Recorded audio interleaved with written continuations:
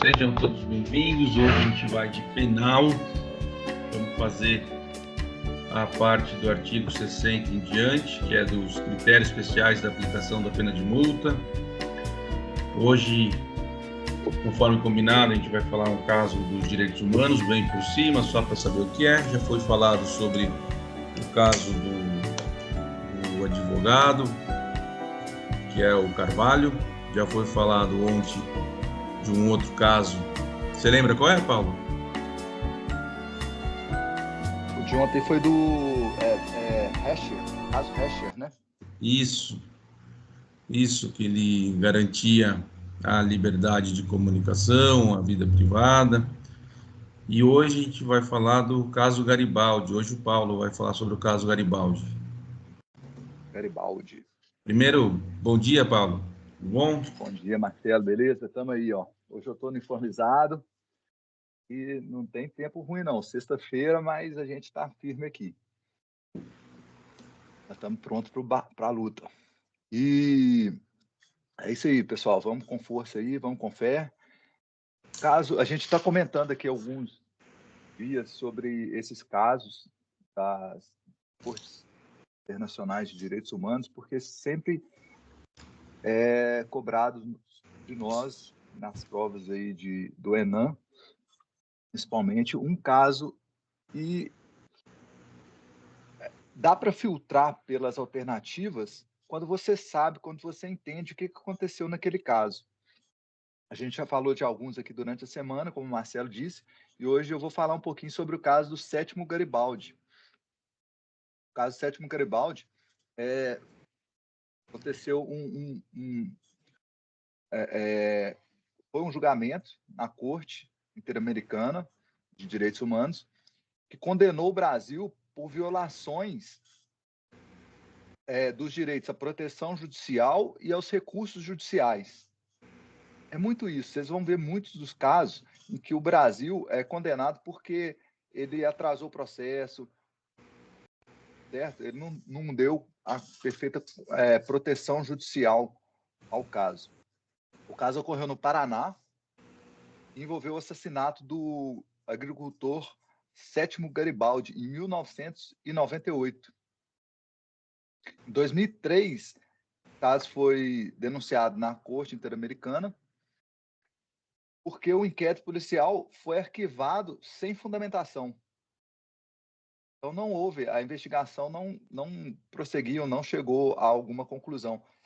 Vocês vão ver muitos casos, tem alguns casos que são parecidos a esse, que as investigações brasileiras demoram, fica enrolando, não chega a conclusão nenhuma, e a corte é acionada por causa disso, por causa de uma suposta omissão das autoridades. E vários casos desses, realmente a corte constata essa omissão das autoridades e recomenda algumas atitudes a serem tomadas aqui pelo governo brasileiro. A corte, nesse caso, considerou que o Estado brasileiro violou os direitos e garantias judiciais e a proteção judicial, porque a investigação foi arquivada depois de algum tempo e apontou a morosidade das forças policiais e da justiça. Esse caso do Sétimo Garibaldi.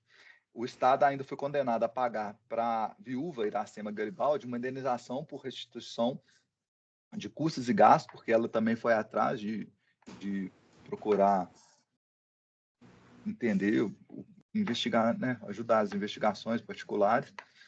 O Estado foi obrigado a publicar a sentença em jornais e internet e foi obrigado a apresentar um relatório ao tribunal sobre medidas adotadas para cumprir a sentença. E é isso. É legal isso que está sendo dito, porque é para ter uma ideia geral para fazer a prova e também uma explicação. Por que precisa esperar esgotar? Porque o país é soberano, tem uma soberania. Quando ele fura, quando ele não cumpre o dever, ele assinou um tratado onde ele aceita. Ele faz parte dos órgãos da Organização Internacional, ele está sujeito àquilo. E daí, depois de ter esgotado ou de estar manifestamente dentro do processo que existe aqui no Brasil, violados direitos, você pode levar para fora para questionar. Então, você vai na Corte Internacional de Direitos Humanos da América, né? A OEA, o Pacto São José da Costa Rica, que a gente tem que ler para essa prova do ENA, com toda certeza. Falando mais um pouco do caso, porque eu falei pouco aí do que aconteceu exatamente, né? Por que chegou nesse ponto? Teve, em 27 de novembro de 98, o trabalhador rural Sétimo Garibaldi morreu após ser baleado na coxa por pistoleiros na cidade de Querência do Norte, durante uma operação extrajudicial de despejo de famílias de trabalhadores ligados ao MST, que havia ocupado a fazenda São Francisco. Então, tinham trabalhadores do MST na fazenda São Francisco, em 1998, e houve uma desocupação extrajudicial naquele lugar. E esse Sétimo Garibaldi morreu baleado lá. Na época, o governador Jaime Lerner,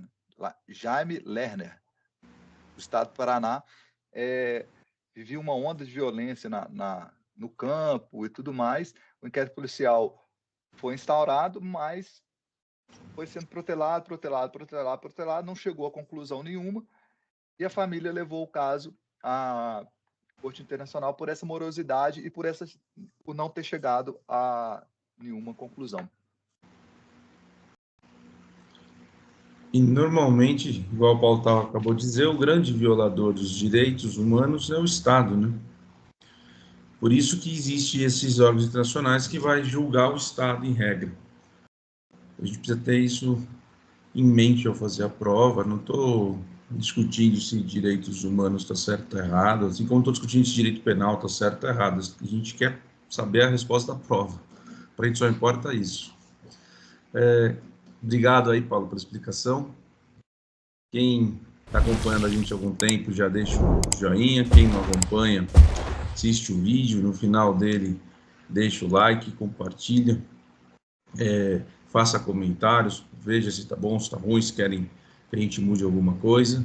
A gente é um grupo de estudo, a gente quer o maior número de pessoas estudando junto com a gente, porque isso incentiva, é igual ir para a academia, é igual fazer um trabalho. Quando você está fazendo isoladamente, você rende menos, você tem menos ideias, você tem pouca chance de discutir e colocar a sua ideia em prática, né? A gente aqui é aberto à discussão, gosta da discussão, ninguém aqui quer ser dono da razão. Todo mundo aqui quer discutir, mas não para ganhar. A gente quer discutir para elucidar e acertar na prova.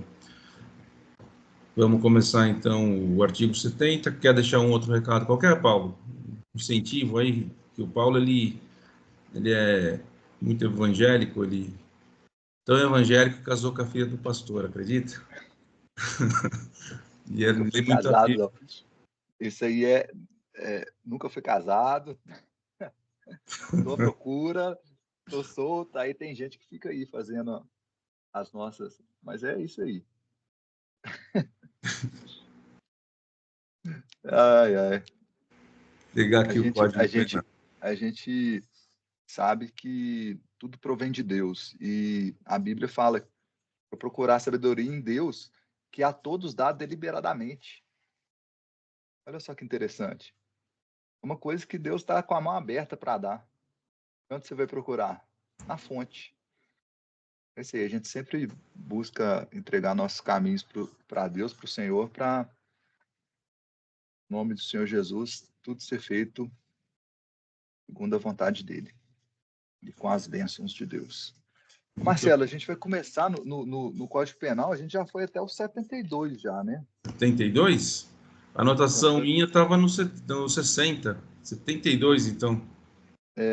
Aí a gente vai começar aquelas partes de erro da execução.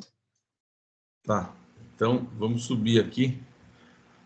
Estava no 60, 72. E lembrando que a gente está com treinamento para combater ansiedade, combater aquele momento de baixo que a gente fica por causa do concurso, que é não reclamar. A gente tem que procurar passar um dia sem reclamar. Conseguiu fazer ontem, Paulo? Sim. E como é que foi? Como é que se sentiu? Muito bom. A gente dorme mais leve, né? Realmente é uma experiência e tanto. Vamos continuar, então. Mais um dia sem reclamar. Mas a gente é testado. Eu já cheguei lá no trabalho já, eu tinha separado uma tampinha que era para segurar lá a boca porque a gente usa galão de água, aqueles galões de água de 20 litros de água mineral. E aí eu coloquei tirei a tampinha e coloquei na boca assim para separar. Alguém, aí nunca aparece alguém, foi lá e jogou fora essa tampinha. Enfim, eu agradeci pela operosidade da pessoa, para não reclamar, e vamos embora. Vamos indo. Proatividade também tem o seu ponto forte.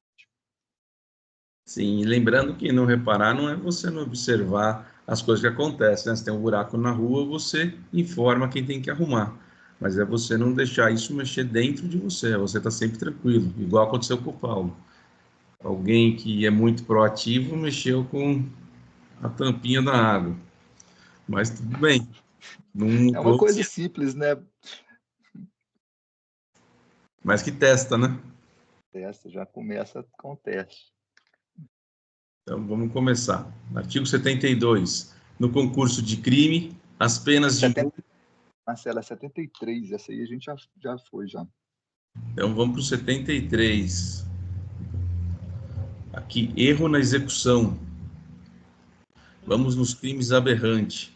Artigo 73. Quando, por acidente ou erro no uso dos meios de execução, o agente, ao invés de atingir a pessoa que pretendia ofender, atinge pessoa diversa, responde como se tivesse praticado o crime contra aquela, atendendo-se ao disposto no parágrafo 3º do artigo 20 desse Código.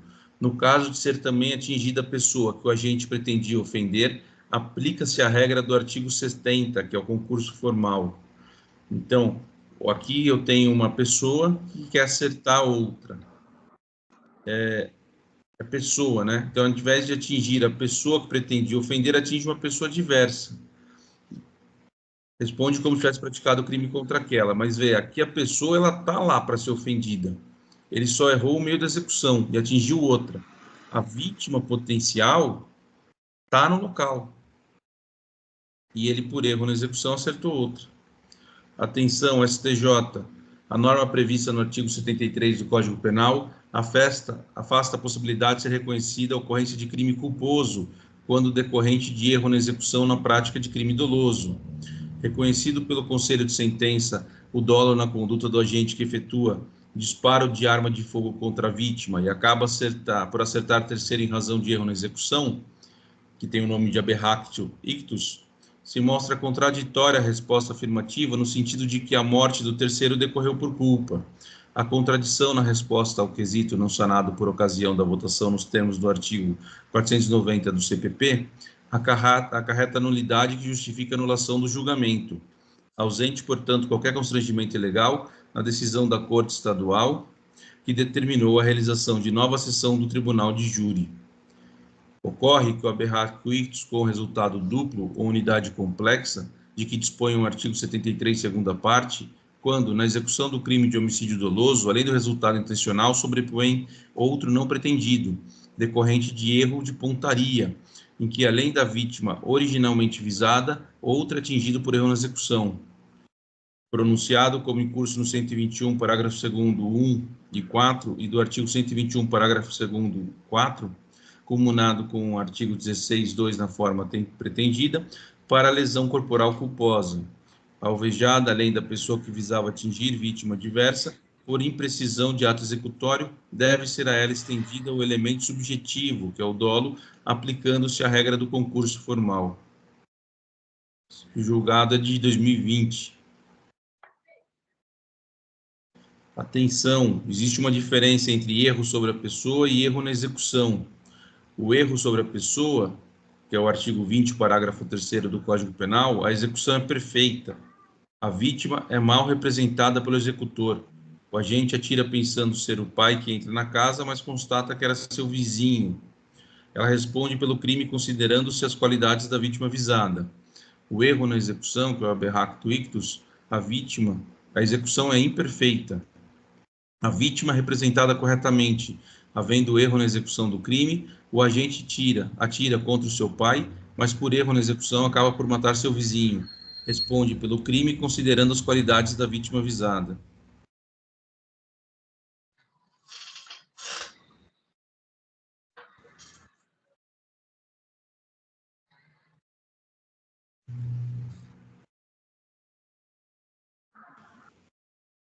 R$ 74 agora, né?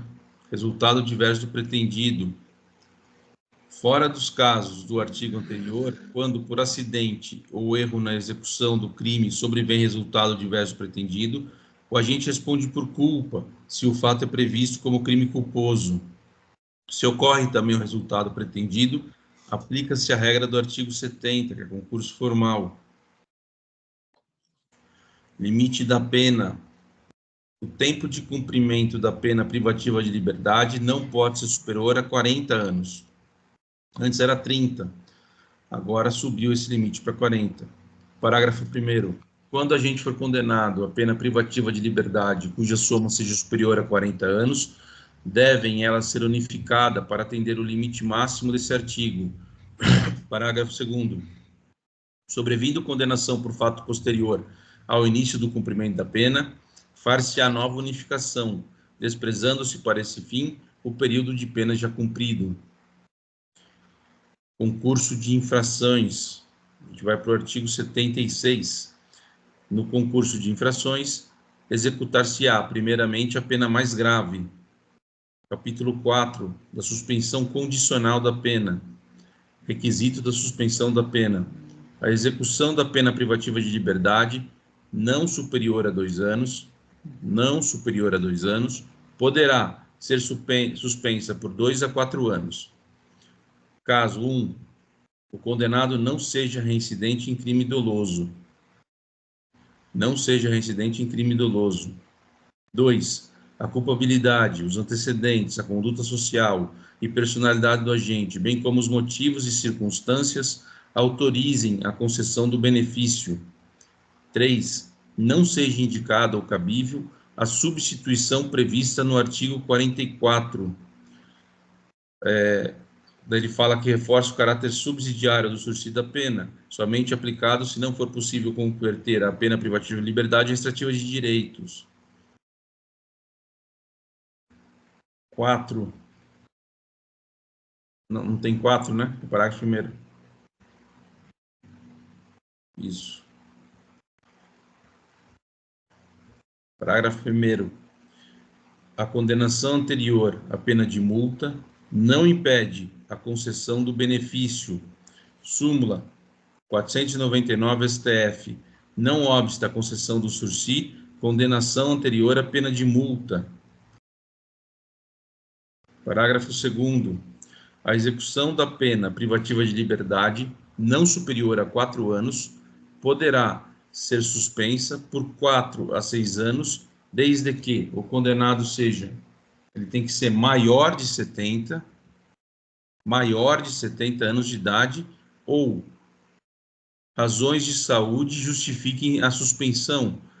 Então, esse maior de 70 chama sursi etário, e as razões de saúde justificam a suspensão é o sursi humanitário. Artigo 78. Durante o prazo da suspensão, o condenado ficará sujeito à observação e ao cumprimento das condições estabelecidas pelo juiz. Parágrafo 1º. No primeiro ano do prazo, deverá o condenado prestar serviço à comunidade ou submeter-se à limitação de final de semana. Parágrafo 2º. Se o condenado houver reparado o dano, salvo impossibilidade de fazê-lo, e se as circunstâncias do artigo 59 desse Código lhe forem inteiramente favoráveis, o juiz poderá substituir a exigência do parágrafo anterior pelas seguintes condições aplicadas cumulativamente. A. Proibição de frequentar determinados lugares. B. Proibição de ausentar-se da comarca onde reside, sem autorização do juiz. C. Comparecimento pessoal e obrigatório a juízo, mensalmente, para informar e justificar suas atividades. Artigo 79. A sentença poderá especificar outras condições a que fica subordinada a suspensão, desde que adequada ao fato e à situação pessoal do condenado. Artigo 80. A suspensão não se estende às penas restritivas de direito nem à multa. Artigo 81. A suspensão será revogada se, no curso do prazo, o beneficiário 1. É condenado em sentença irrecorrível por crime doloso. Então, ele é condenado em sentença irrecorrível por crime doloso, a suspensão é revogada. 2. Frustra, embora solvente, a execução de pena de multa ou não efetua, sem motivo justificado, a reparação do dano. 3. Descumpre a condição do parágrafo 1º do artigo 78 desse Código, que é a prestação de serviço a prestação de serviço à comunidade ou limitação de final de semana no primeiro ano de suspensão. Agora, a revogação será facultativa. Parágrafo 1º. A suspensão poderá ser revogada se o condenado descumpre qualquer outra condição imposta ou é irrecorrivelmente condenado por crime culposo ou contravenção, a pena privativa de liberdade ou restritiva de direito. Caiu no MPMG 2018, talvez a prova mais difícil em direito penal. A revogação da suspensão continual da pena é facultativa no caso de o agente irrecorrivelmente condenado por crime culposo ou contravenção, a pena privativa de liberdade ou restritiva de direitos. Dica: se comete crime doloso, causa obrigatória de revogação. Se comete crime culposo ou contravenção penal, causa facultativa de revogação.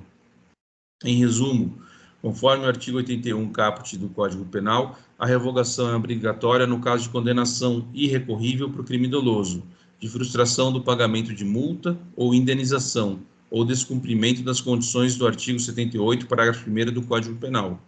Por outro lado, a revogação será facultativa no caso de descumprimento de outras condições impostas pelo juiz, ou se o condenado irrecorrivelmente por crime culposo ou contravenção, a pena privativa de liberdade ou restritiva de direitos. Prorrogação do período de prova. Se o beneficiário está sendo processado por outro crime ou contravenção, considera-se prorrogado o prazo da suspensão até o julgamento definitivo.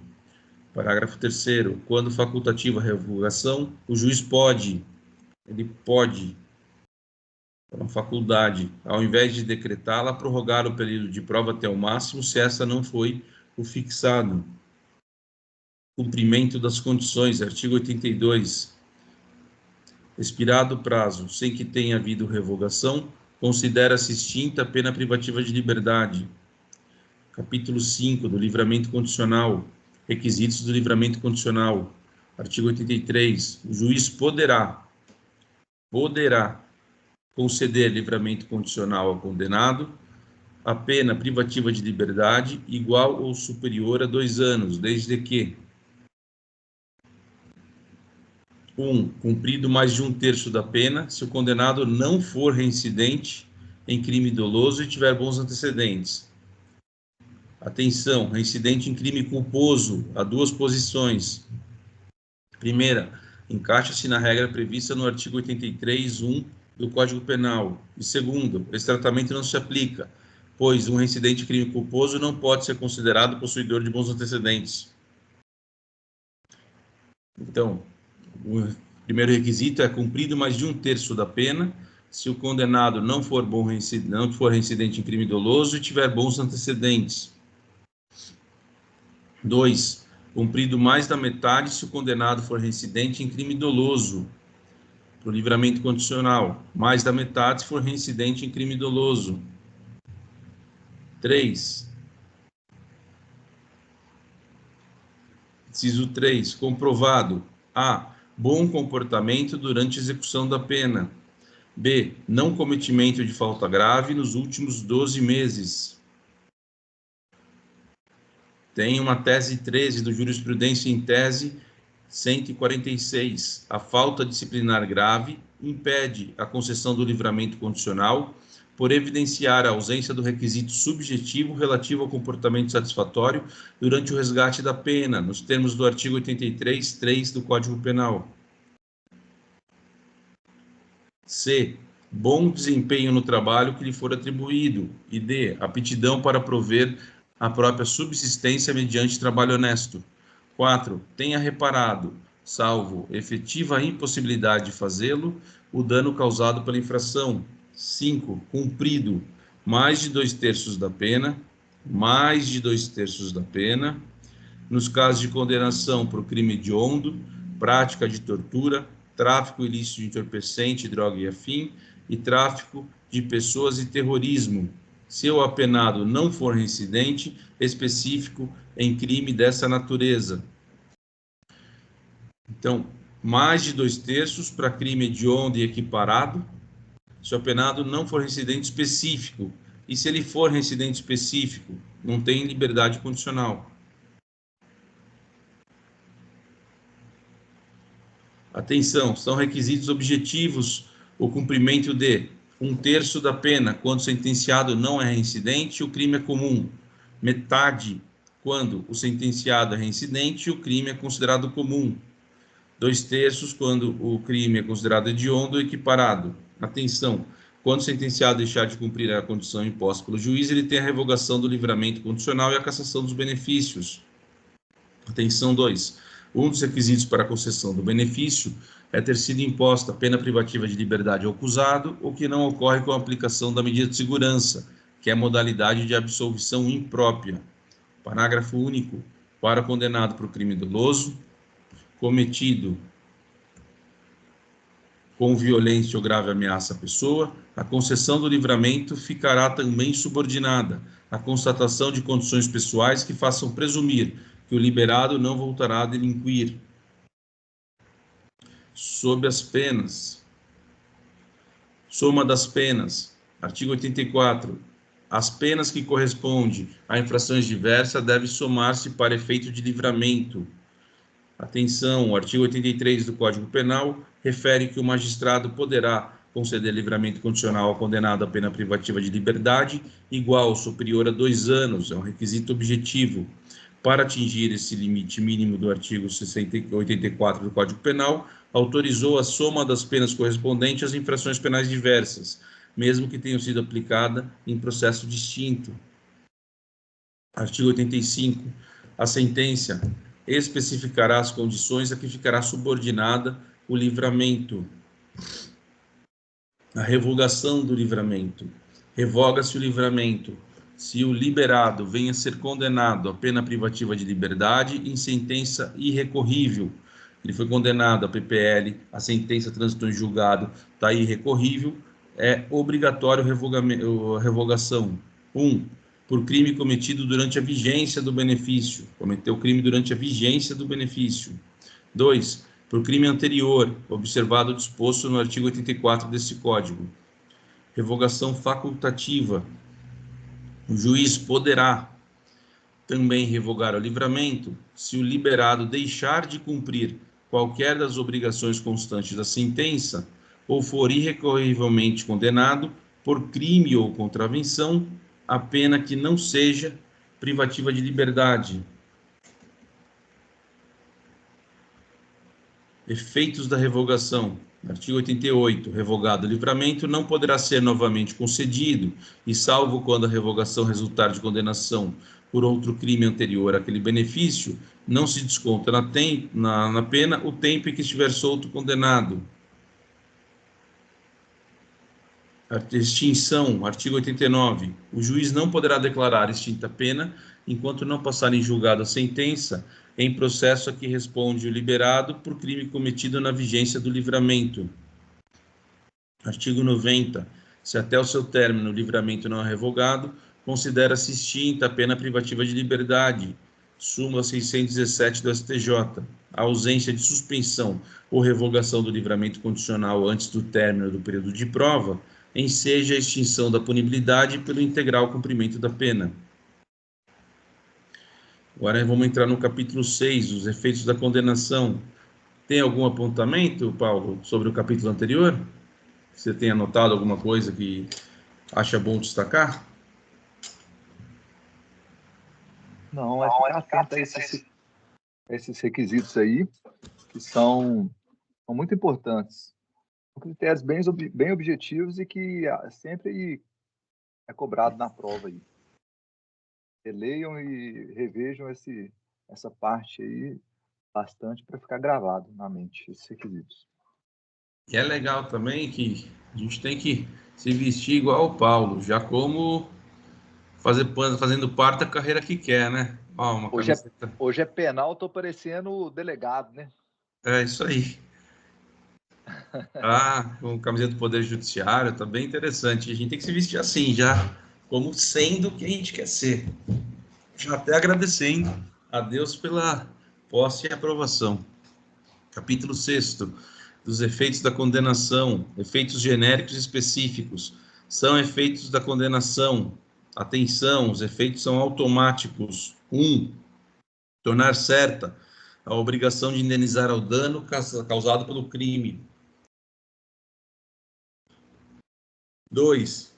A perda em favor da União, ressalvado o direito do lesado ou terceiro de boa-fé. A. Do instrumento do crime, desse consiste em coisa cujo fábrico, alienação, uso, porte ou detenção constitua fato ilícito. B. Do produto do crime ou de qualquer bem ou valor que constitua proveito oferido pelo agente com a prática do fato criminoso. Temos uma atenção aqui, homologação de sentença estrangeira e confisco de imóvel situado no Brasil. É possível a homologação de sentença penal estrangeira que determine o perdimento de imóvel situado no Brasil, em razão de o bem ser produto de lavagem de crime de lavagem de dinheiro. Exemplo, o cidadão finlandês foi condenado em seu país pela prática de lavagem de dinheiro. Na sentença, determinou o perdimento de imóvel situado no Brasil. Essa sentença estrangeira pode ser homologada pelo STJ. Não há ofensa ao artigo 23.1 do CPC, pois a sentença estrangeira não tratou especificamente sobre a situação de bens imóveis, sobre a sua titularidade, mas sim sobre os efeitos civis de uma condenação penal, determinando o perdimento de bens que foram objetos de crimes de lavagem de capital. É uma decisão de 18 de 5 de 2016, está no informativo 586. Tem uma DPF 569 também aqui anotada. Ela deve estar aí, não? Falou nada sobre ela aí, não, nos comentários? Aqui não. A DPF 569, de julgamento de 2021. Ela fala o quê? Do ministro Alexandre de Moraes, concedeu medida cautelar ad referendo do plenário para, com base no artigo 5º, parágrafo 3º da Lei 9.882, de 99, determinar que os valores ou bens provenientes dos efeitos da condenação criminal ou de acordos, determinar que os valores ou bens provenientes dos efeitos da condenação criminal ou de acordos observem os estritos termos do artigo 91 do Código Penal, do inciso 4 do artigo 4º da Lei 12.850, que é a lei da organização criminosa, e do inciso 1 do artigo 7º da Lei 9613, de 98.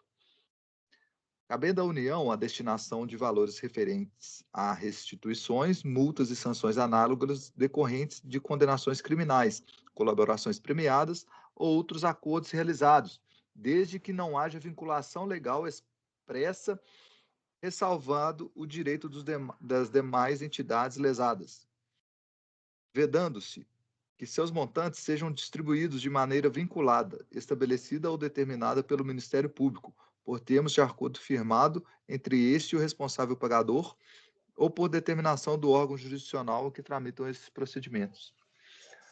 Porque nos acordos de colaboração premiada estava fazendo a destinação o Ministério Público estava fazendo destinação desses bens e valores para determinadas finalidades, mas não estavam cumprindo essa determinação do artigo 91. Isso é questão de prova de que esses instrumentos e produtos do crime a perda é decretada em favor da União e não destinadas a outra finalidade. É isso que a DPF 569 veio chamar a atenção. Então, ficar bem esperto na prova, esses bens de produtos do crime têm que ir para a União. Parágrafo 1º. Poderá ser decretada a perda de bens ou valores equivalentes aos produtos ou proveito do crime, quando este não for encontrado ou quando se localizarem no exterior.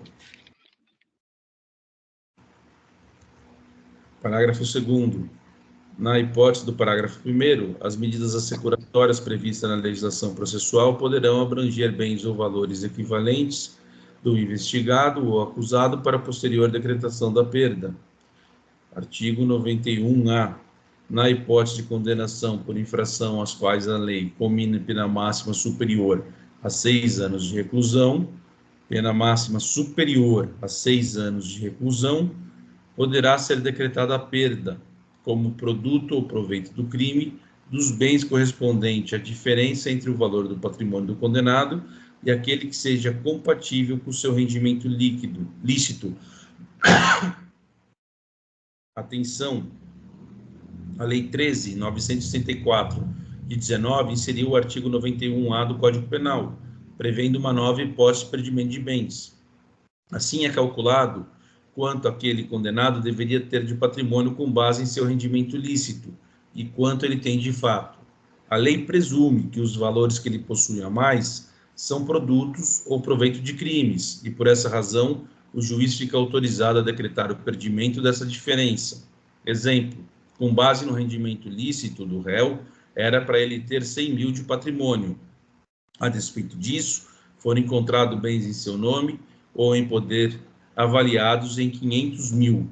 Diante disso, o magistrado irá decretar o perdimento de 400. Óbvio, previsão semelhante a essa é encontrada no artigo 63F da Lei de Drogas. Parágrafo 1º. Para efeito da perda prevista no caput... Marcelo, deixa eu chamar a atenção para um detalhe aqui, que o artigo 91-A, às vezes, pode passar despercebido. Se o sujeito for condenado a uma pena de 4 anos, ele pode ter essa perda? Aí? Pode. Por quê? A pena aqui, a condenação ao crime cuja pena máxima é superior a 6 anos. Então, a gente lembra que na segunda parte lá do crime, né, da previsão do crime, na combinação abstrata das penas, a lei fixa um limite mínimo e um limite máximo.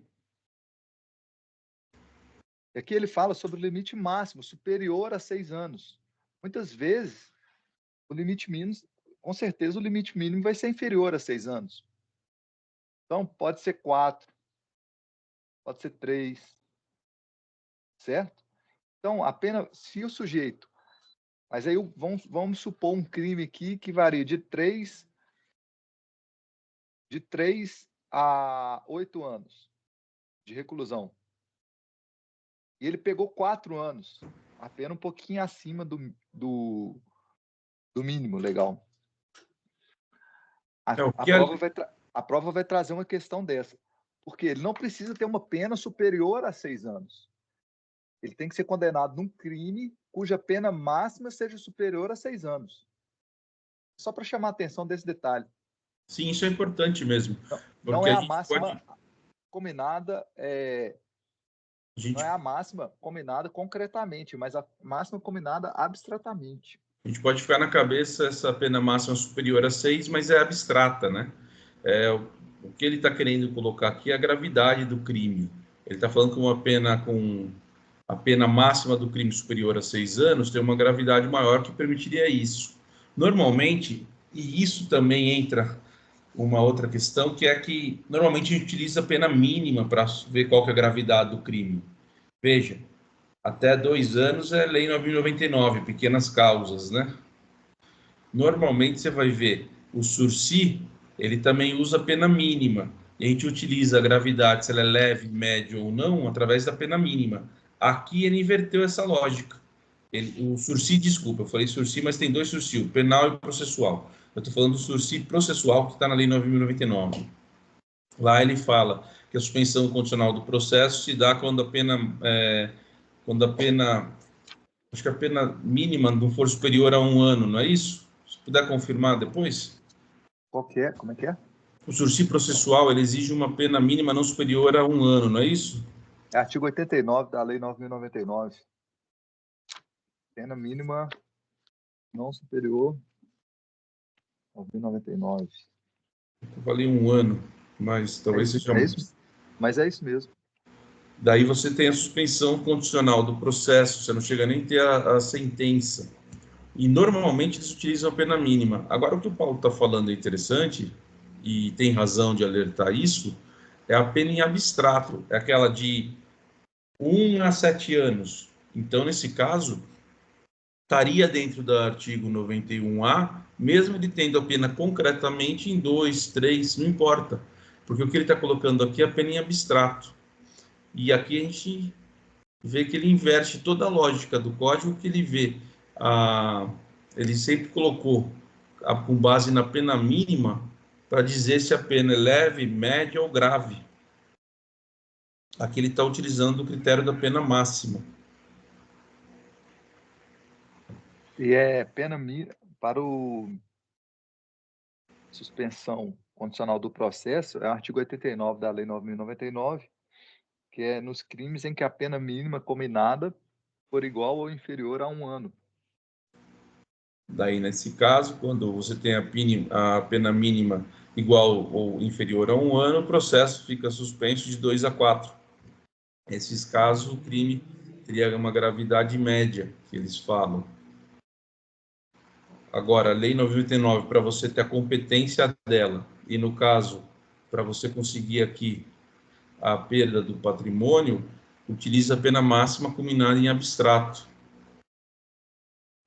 E aqui também vai entrar em discussão se vai ter, no caso de concurso formal, concurso material, você vai ter o crime continuado, você vai ter a soma da pena, ou você vai ter que ver cada crime isoladamente? Me parece que vai ter que ter a soma da pena, né?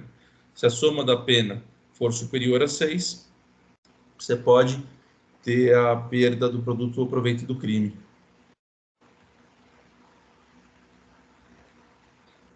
Não, Vamos lá. é uma infração, ele tem que ser condenado, é isso que eu estava chamando a atenção, ele tem que ser condenado a uma infração penal, aqui a lei, está lá na lei, lá, de 2 a 10. Se é de 2 a 10, cabe essa previsão do artigo 91A, ainda que ele seja condenado em pena abaixo de 6. Abaixo de 6, né? Parágrafo Abaixo 1º. outra coisa.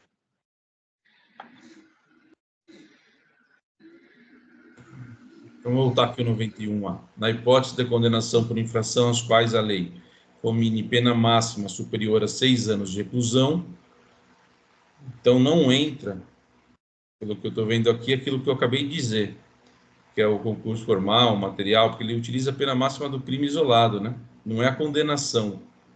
Ele é condenado por infração a qual a lei comine pena máxima superior a 6 anos de reclusão, pode ser decretada a perda como produto ou proveito do crime dos bens correspondente à diferença entre o valor do patrimônio do condenado e aquele que seja compatível com seu rendimento lícito.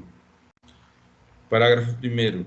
Para efeito da perda prevista no caput desse artigo, entende-se por patrimônio líquido, entende por patrimônio do condenado todos os bens, de sua titularidade ou em relação aos quais ele tem o domínio e o benefício direto ou indireto na data da infração ou recebido posteriormente, e 2, transferido a terceiro a título gratuito ou mediante contraprestação irrisória a partir do início da atividade criminal. Daí aqui tem uma atenção. O que se entende por patrimônio do condenado? A resposta é encontrada no parágrafo 1º do artigo 91A, que a gente acabou de ler. Parágrafo 2º. O condenado poderá demonstrar a existência de incompatibilidade ou procedência lícita do patrimônio. E eu falei existência, inexistência. O condenado poderá demonstrar a inexistência da incompatibilidade ou procedência lícita do patrimônio.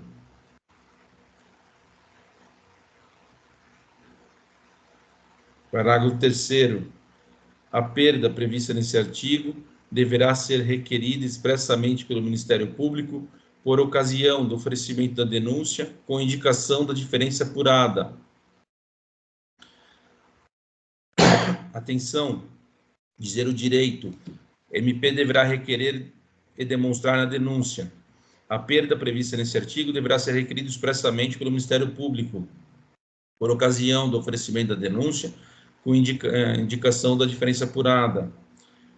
E também, atenção 2, dizer direito, o condenado poderá afastar a presunção de ilicitude do patrimônio. O MP deverá comprovar que o valor do patrimônio ao condenado é superior ao valor que seria compatível com o seu rendimento lícito. Fazendo essa comprovação, surge uma presunção relativa de que essa diferença patrimonial é de procedência ilícita. Mesmo assim, a defesa ainda pode evitar o perdimento, conforme o prevê o artigo 91-A, parágrafo 2º. Parágrafo 4º. Na sentença condenatória, o juiz deve declarar o valor da diferença apurada e especificar os bens cuja perda foi decretada. Parágrafo 5º. Os instrumentos utilizados para a prática de crime por organização criminosa e milícias devem ser declarados perdido em favor da União ou do Estado. Deve ser declarado perdido em favor da União ou Estado. Tá vendo? Nunca vai para terceiro, sempre para a União. No caso da Justiça Estadual do Estado, dependendo da justiça onde tramita a ação penal, ainda que não ponha em perigo a segurança das pessoas, a moral ou a ordem pública, nem ofereçam sérios riscos de ser utilizado para o cometimento de novos crimes. Artigo 92. São também efeitos da condenação. O do artigo 92 não são automáticos. São também efeitos da condenação. 1. A perda de cargo, função pública ou mandato eletivo. A. Quando aplicada a pena privativa de liberdade por tempo igual ou superior a 1 ano, tempo igual ou superior ao ano, nos crimes praticados com abuso de poder ou violação de dever com a administração pública. Violou dever ou abusou do poder, perde o cargo quando a pena privativa de liberdade for superior ou igual a 1 ano. B. Quando for aplicada a pena privativa de liberdade por tempo superior a 4 anos nos demais casos. Aqui é pela incompatibilidade. Você está com a prisão, a pena privativa de liberdade por tempo superior a 4 anos, ele exclui o regime aberto. E excluindo o regime aberto, você não tem como ir trabalhar, você vai estar numa colônia agrícola. Então, ficou incompatível. Você tem a perda do mandato ou cargo eletivo, já que você não vai conseguir lá trabalhar. Atenção, STJ, a pena de perdimento deve ser restrita ao cargo ocupado ou função pública exercida no momento do delito, à exceção da hipótese em que o magistrado motivadamente entender que o novo cargo ou função correlata com as atribuições anteriores. Tem a tese 14, jurisprudência em tese, edição 75. Compete ao tribunal do júri decretar motivadamente, com efeito da condenação, a perda do cargo ou função pública, inclusive de militar, quando o fato não tiver relação com o exercício da atividade na caserna. 2. A incapacidade para o exercício do poder familiar, da tutela ou curatela, nos crimes dolosos, sujeito à pena de reclusão cometida contra outro igualmente titular do mesmo poder familiar, contra filho, filha ou outro descendente, tutelado ou curatelado, bem como nos crimes cometidos contra a mulher por razões das condições do sexo feminino, nos termos do parágrafo 1º do artigo 121-A desse Código. Olha, essa redação é de 2024. Se é de 2024, a chance de cair nas provas é muito alta. Vamos reler. A incapacidade para o exercício do poder familiar, ele vai ficar sem o poder familiar, da tutela ou curatela. Nos crimes dolosos, tem que ter dolo, não pode ser culposo, é necessariamente doloso, sujeito à pena de reclusão, detenção não, reclusão, cometido contra outro igualmente titular do mesmo poder familiar. Aqui não está especificando se é homem ou mulher, está falando que é contra igualmente outro titular do mesmo poder familiar. Então, mulher poderia estar nesse inciso, contra filho, filha ou outro descendente. Então, aqui abrange filho também, abrange um menino. Filha ou outro descendente, neto, bisneto, tutelado ou curatelado, bem como nos crimes cometidos contra a mulher. Aqui sai da relação familiar e entra contra a mulher por razão da condição do sexo feminino, nos termos do parágrafo 1º do artigo 121-A deste código, 121A desse código, é o novo crime de feminicídio, matar mulher por razões da condição do sexo feminino, pena de reclusão de 20 a 40 anos. Daí ele diz aqui, quando há condições do sexo feminino, considera-se que há razões da condição do sexo feminino quando o crime envolve 1. Violência doméstica ou familiar, 2. Menosprezo ou discriminação à condição de mulher. Parágrafo nada. Inciso 3º, a inabilitação para dirigir veículos quando utilizado como meio para a prática de crime doloso. Caiu no MP Paraná, 2019. Em relação aos efeitos da condenação disposto no Código Penal, assinale a alternativa correta. Um dos efeitos da condenação é a inabilitação para dirigir veículos, quando utilizado como meio para a prática de crimes dolosos. Parágrafo 1º. Os efeitos, também é de 2024, vamos por atenção. Os efeitos de que trata esse artigo não são automáticos. Não são automáticos, devendo ser motivadamente declarado na sentença pelo juiz, mas independem de pedido expresso da acusação, observado o disposto no inciso 2 do parágrafo 2º desse artigo. Não precisa ter pedido expresso, o juiz pode agir de ofício, mas se não colocar na sentença, ele não vem, ele não é automático. Parágrafo 2º. A condenação por crime praticado contra a mulher por razão da condição de sexo feminino, nos termos do parágrafo 1º do artigo 121A deste Código, serão 1. Aplicados efeitos previstos no inciso 1 e 2 caput desse artigo. 2. Vedadas a sua nomeação, designação ou diplomação em qualquer cargo, função pública ou mandato eletivo, entre o trânsito e julgado da condenação até o efetivo cumprimento da pena. Então, fica vedada a nomeação, designação ou diplomação em qualquer cargo, função pública ou mandato eletivo, entre o trânsito e julgado até o efetivo cumprimento da pena. 3. Automáticos os efeitos dos incisos 1 e 2 do caput e do inciso 2, parágrafo 2º desse artigo. Agora a gente vai falar da reabilitação, capítulo 7, 93. A reabilitação alcança quaisquer pena aplicada em sentença definitiva, assegurando ao condenado o sigilo do registro sobre o seu processo e condenação. Parágrafo único. A reabilitação poderá também atingir os efeitos da condenação prevista no artigo 92 desse Código, vedada, proibida a reintegração na situação anterior, nos casos do inciso 1 e 2 do mesmo artigo.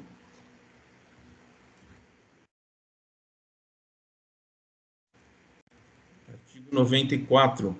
A reabilitação pode ser requerida decorrido 2 anos do dia em que for extinta, de qualquer modo, a pena, ou terminar sua execução, computando-se o período de prova da suspensão e o livramento condicional, se não sobrevier revogação, desde que o condenado. Então, quando a reabilitação pode ser requerida, tem que decorrer 2 anos do dia em que for extinta, de qualquer modo, a pena, ou terminar sua execução, computando-se o período de prova da suspensão e do livramento condicional, se não sobrevier revogação, desde que 1.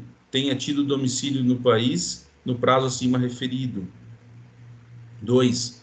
Tenha dado, durante esse tempo, demonstração efetiva e constante de bom comportamento público e privada.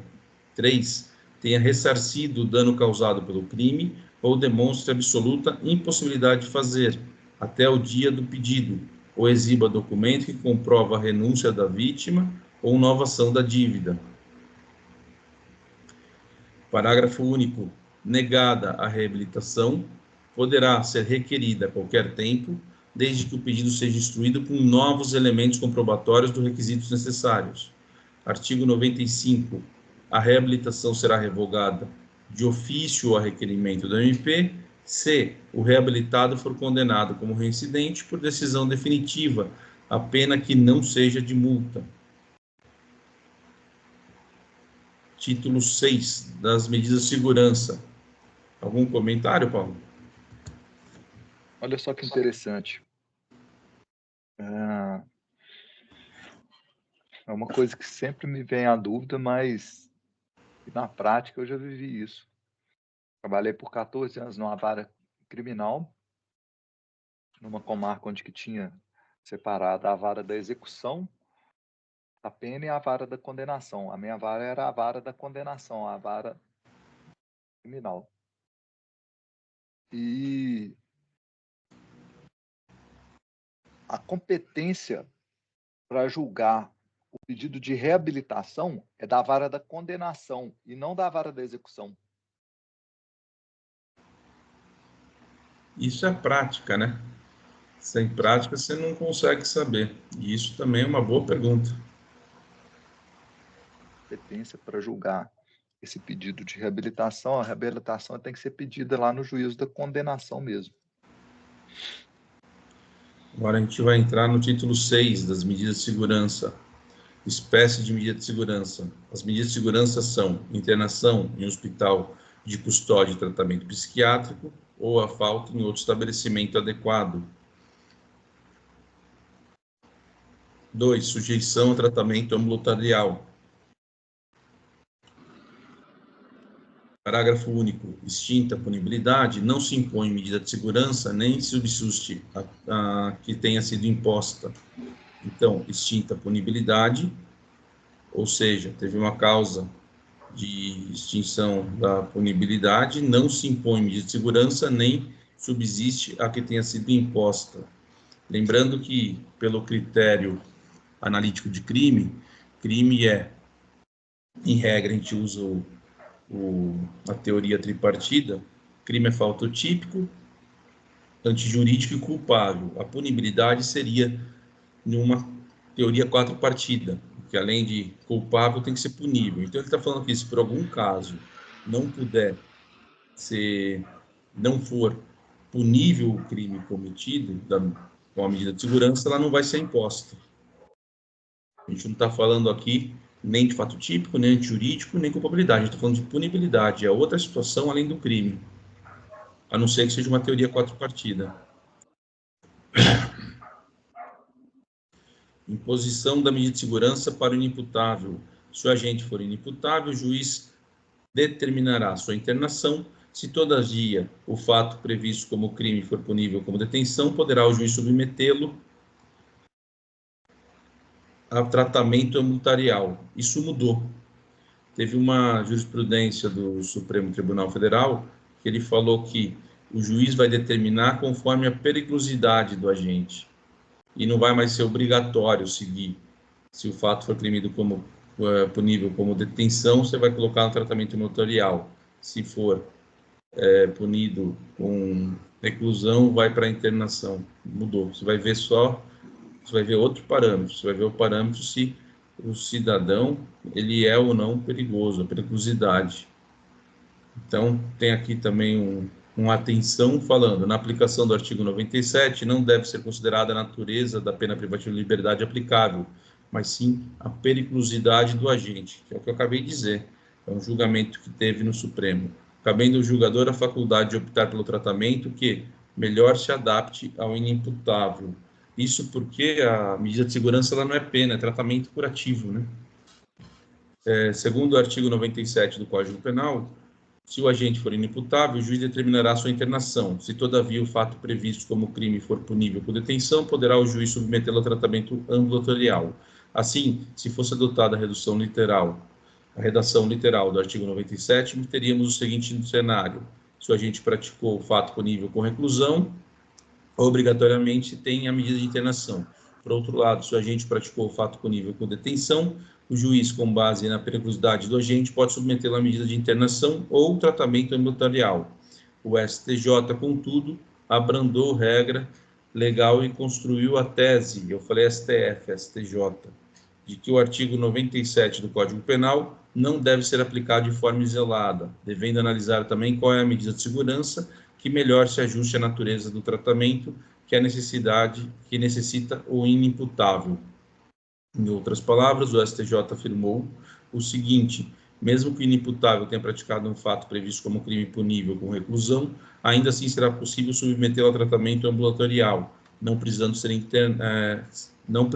internação, desde que fique demonstrado que essa é a medida de segurança que melhor se ajuste ao caso concreto. Daí vem falar os princípios que isso segue, e isso pode cair em prova também.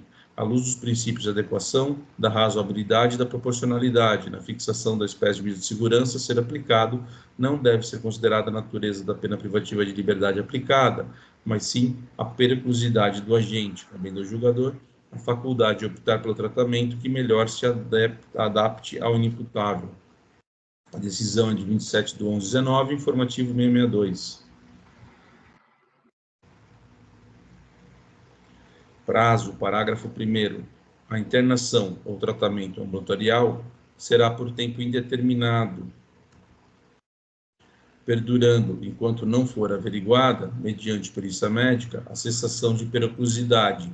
O prazo mínimo deverá ser de 1 a 3 anos. Isso também tem a ver com a natureza. A natureza não é pena, a natureza é tratamento, é algo curativo. Por isso que isso não seria uma pena de caráter perpétuo, né? Tempo indeterminado. Só que tem algumas interpretações jurisprudenciais. O STJ diz que o tempo máximo que ele pode ficar é o tempo abstrato do crime. Então, se o crime tem pena máxima abstrata de 6 anos, esse é o tempo máximo que ele poderia ficar. O STF, por sua vez, fala que o tempo máximo que ele pode ficar é aquele tempo que está no que a gente viu lá atrás, que é 40 anos, era 30.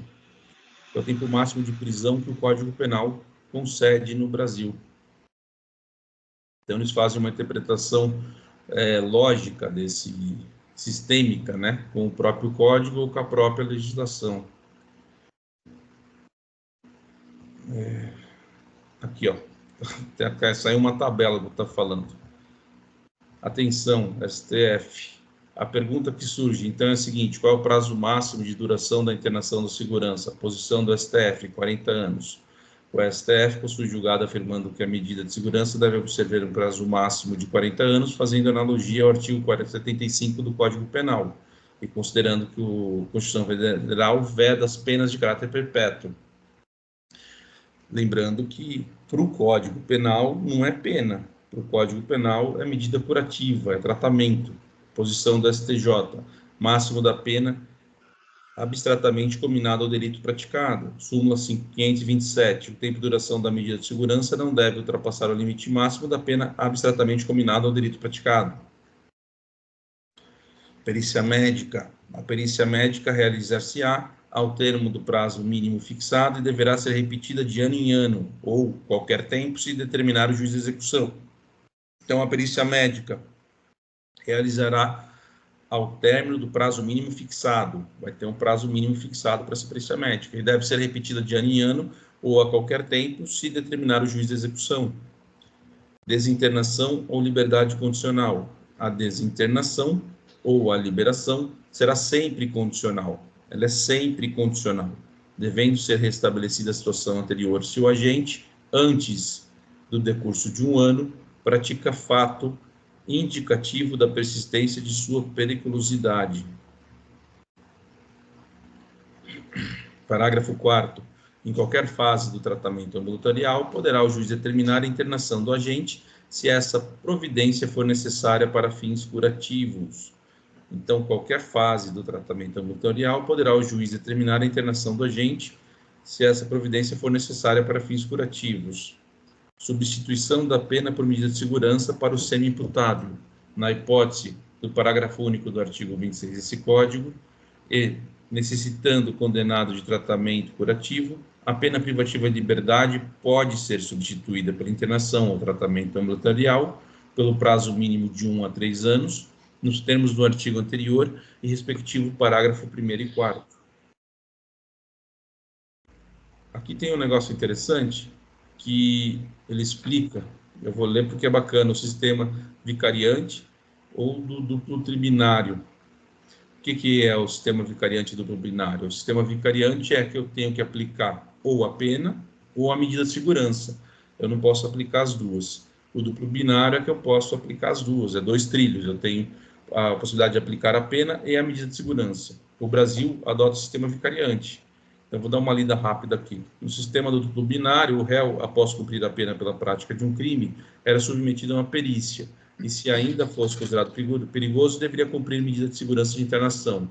por isso era chamado de duplo trilho ou dupla via, considerando que o réu ser imputável perigoso cumpria a pena e mais a medida de segurança, ou seja, admitia a coexistência da pena e a medida de segurança. O sistema do duplo pinário foi extinto com a Lei 7.209 de 84, que alterou a parte geral do Código Penal, dando lugar ao sistema vicariante ou unitário. Por meio desse sistema, o juiz, ao constatar que o réu é semi-imputável, perigoso, irá decidir se aplica a pena, com causa de diminuição, ou se determina que ele cumpra a medida de segurança. Trata-se de uma opção ou outra, é o previsto no artigo 98. Direito do internado. O internado recolhido a estabelecimento dotado de características hospitalares e será submetido a tratamento. Então, o internato será recolhido e estabelecido a estabelecimento dotado de características hospitalares e será submetido a tratamento. Marcelo, eu sugiro a gente parar aqui, porque a gente já vai entrar em outro assunto muito diferente do que a gente tratou até aqui. Pare na ação penal, então. A gente tratou até aqui das penas, e agora por final da medida de segurança, né? Sim. A gente começou, então, em qual artigo mesmo, Paulo? A gente começou no artigo 73 e foi até o artigo 99. Deu um pouquinho mais de 20 artigos, com as explicações, com os comentários, com as discussões.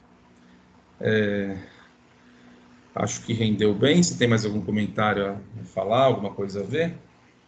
Isso, para finalizar essa parte aqui, eu estou com o código comentado do Bittencourt, e ele fechar aqui essa parte da aplicação das penas que a gente veio vendo aqui. Hoje já começou lá com o erro da execução, que é o erro ratio ictus, mas a gente passou a ver os critérios de suspensão condicional da pena, livramentos condicionais, está tudo dentro da parte da pena, da aplicação da pena. E finalizou agora aqui nas medidas de segurança. O César Roberto Bittencourt vem trazendo um resuminho aqui muito interessante aqui. Ele fala sobre as diferenças entre a pena e a medida de segurança. As penas têm caráter retributivo preventivo. A medida de segurança tem natureza eminentemente preventiva. O fundamento da aplicação da pena é a culpabilidade e da medida de segurança é a periculosidade, exclusivamente a periculosidade. As penas são determinadas, as medidas de segurança são por tempo indeterminado, com aquelas limitações que a gente já falou ali do STF e do STJ, que tem essa divergência.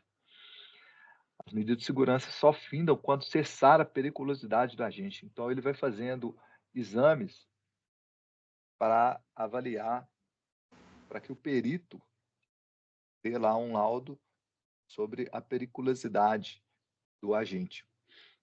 E, por fim, as penas são aplicáveis aos imputáveis e semi-imputáveis. As medidas de segurança somente as medidas de segurança aos inimputáveis e, excepcionalmente, aos semi-imputáveis. Então, as penas, elas são aplicáveis aos imputáveis e os semi-imputáveis, regra. As medidas de segurança, regra, aos inimputáveis. Excepcionalmente, as medidas de segurança são aplicáveis aos semi-imputáveis. Quando o laudo, sempre sai um laudo lá do perito. Esse laudo geralmente é feito por um perito lá no IML. Quando é constatado que esses semi-imputáveis, então, excepcionalmente, que vão receber a medida de segurança, necessitam de especial tratamento curativo. São essas considerações finais aqui para esse momento. Encerrar essa parte, né? Aí a gente adentra nas próximas aulas nesse título 7 da ação penal, que já é outro assunto. Quanto à matéria do erro, eu tenho um comentário também. Quando a gente está procurando os crimes aberrantes, Não são todos crimes aberrantes que o Código Penal trata, alguns são doutrinários. Então, é preciso, nessa parte, entrar numa doutrina, não tem jeito. Precisa pegar uma sinopse, ou caso não tenha um vídeo no YouTube, alguma coisa explicando quais são, como funciona, pegar o jeito. Então, sempre você vai focar na vítima que você pretendia, né? Não na vítima virtual, ou que são as regras, e estudar isso também com um erro de tipo, né? Porque esses crimes aberrantes fazem parte do erro de tipo dessa matéria. Mas essa parte, necessariamente, para entender bem, para resolver prova de concurso, vai precisar ir um pouco a mais da lei. Então, eu deixo esse alerta para a gente fazer uma introdução doutrinária bem rápida, não precisa ser nada muito aprofundado. Antes de despedir, quero deixar um abraço para o Carlos. O Carlos, ele foi para Minas hoje, eu nem sabia que existia, ele foi fazer tratamento para engrossar o bigode. Foi passar lá um produto, parece que a pessoa implanta uns fios para deixar o bigode mais grosso. Ele acredita que com o bigode mais grosso, mais formoso, ele vai ficar com mais cara de juiz e vai passar na prova. Essas superstições são boas também. Ela aumenta a nossa autoconfiança. Então, deixar aqui, primeiro falar para o Carlos que espero que o procedimento seja um sucesso, que o implante do bigode seja bom. Não sei de onde estão tirando os fios novos, espero que seja de um lugar bem higiênico, bem limpinho, para não ter problema nenhum para o futuro dele, né? Paulo, pelo jeito, tá com algum comentário do bigode do Carlos aí? Não posso falar, não, que eu também estou nessa. Mas é isso. Quem gostou, deixa um like, fica com Deus e até a próxima. Até a próxima. Sigam o próximo vídeo aí. E agora nós vamos passar para a resolução de exercício. Até breve.